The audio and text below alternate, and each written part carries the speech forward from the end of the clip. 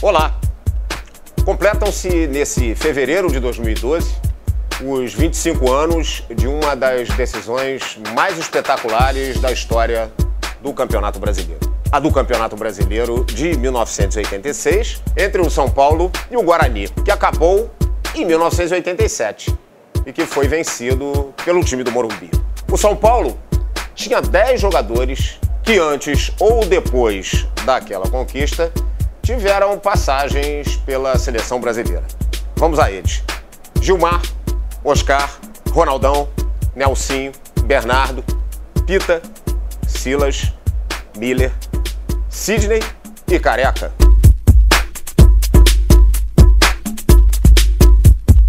Mas foi esse último, Careca, que acabou sendo fundamental, com seus 25 gols. É gol à beça, hein, gente?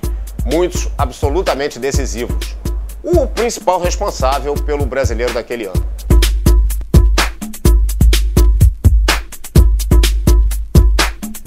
O tricolor, na realidade, só teve um adversário de peso, o Guarani, que teve o título nas mãos até o último minutinho da prorrogação da segunda partida das finais. Assim, para superá-lo, o São Paulo foi obrigado a fazer das tripas coração.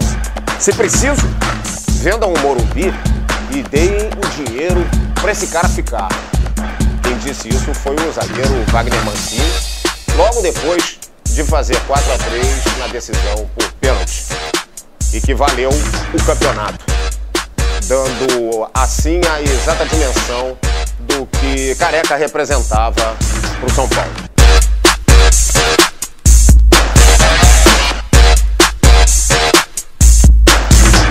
O regulamento do Brasileiro de 86 provocou protesto.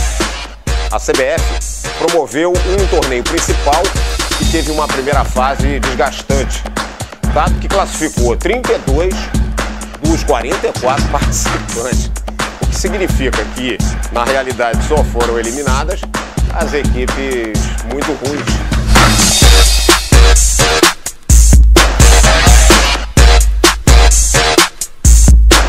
Para que você tenha uma ideia, o Náutico do Recife perdeu 6 dos 10 jogos que disputou e ainda assim conseguiu obter uma vaga. A entidade organizou também um torneio chamado Paralelo. Na prática, uma segunda divisão disfarçada com outros 36 times, dos quais avançaram 4, que se juntaram à elite.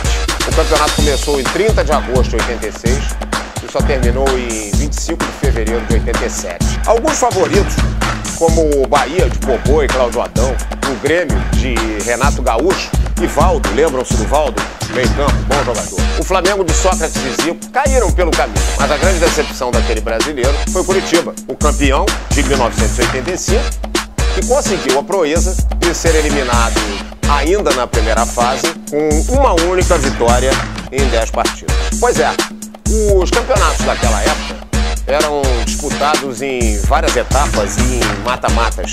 E o São Paulo chegou às quartas de final, tendo pela frente um outro tricolor, o Fluminense, que, de alguma forma, ainda conservava boa parte do time campeão brasileiro de 84 e tri-campeão carioca em 85. O time do Rio fez 1-0 aos 2 minutos com o Washington. Imaginou-se que o Fluminense eliminaria o São Paulo, mas o Fluminense ficou nisso. No Morumbi, diante de mais de 65 mil pagantes, o time carioca jogou o melhor, ameaçando em contra-ataque. Mas aos 22 minutos do segundo tempo, Careca, ele mesmo, apanhou uma bola pelo setor esquerdo e disparou um chute mágico que apanhou Paulo Vitor de surpresa, abrindo o caminho para a vitória. É um dos gols mais incríveis da história do campeonato brasileiro. Washington foi expulso e Miller acabou ampliando na sequência para 2-0, pondo São Paulo nas semifinais. Nas semifinais, o São Paulo eliminou o América Carioca. Ganhou de 1-0 em São Paulo e empatou por 1-1 no Rio. Isso mesmo, o América. Ficou restando assim o Guarani, dos então emergentes Ricardo Rocha, Marco Antônio Boiadeiro, Evair e João Paulo. O time de Campinas vinha com 21 vitórias e apenas 2 derrotas em 32 partidas. O técnico do Bugre, Carlos Dainete, um antigo goleiro, disparou: nosso espírito é operário, jamais trabalharei com estrelas. Foi assim que conseguimos chegar até aqui. Foi o que ele disse. Pois se o São Paulo te chamar agora, venha correndo, retrucou o Pepe, para mostrar que não tinha problemas no Morumbi e que estava bastante satisfeito com o clube que dirigia. Além da briga pelo título, havia outra, pela artilharia. Careca e Evair, o Evair do Guarani, estavam com 23 gols cada. O jogo de ida, em São Paulo, acabou 1-1, marcando uma vez cada um deles. O Brinco de Ouro recebeu 37.370 pagantes para o duelo derradeiro. A partida começou em ritmo alucinante. Nelsinho meteu o gol contra logo aos 2 minutos e Bernardo empatou aos 9. Mas fez-se necessária uma prorrogação. Nessa, Ita pôs o tricolor em vantagem, Marco Antônio Boiadeiro igualou e João Paulo, o pontinha veloz e driblador, virou para o Guarani. Restavam 2 minutos. Joga a bola no Careca que ele resolve, gritava desesperadamente o goleiro Gilmar, aquele mesmo que jogou também no Flamengo e na Internacional. Pois foi num chute cruzado de canhota que ele, Careca, estabeleceu 3-3. Pois é, o Guarani tinha até ali em suas mãos o título que um jogador revelado pelo clube acabou roubando.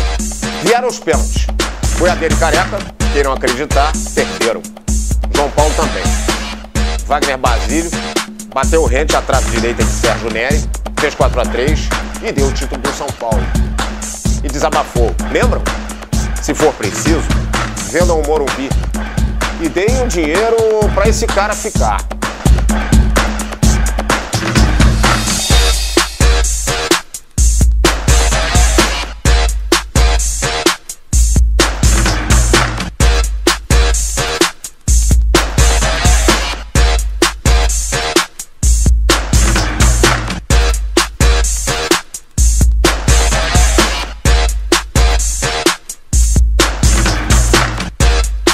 Careca seguiu para o Napoli, onde brilharia nos próximos anos, ao lado de quem?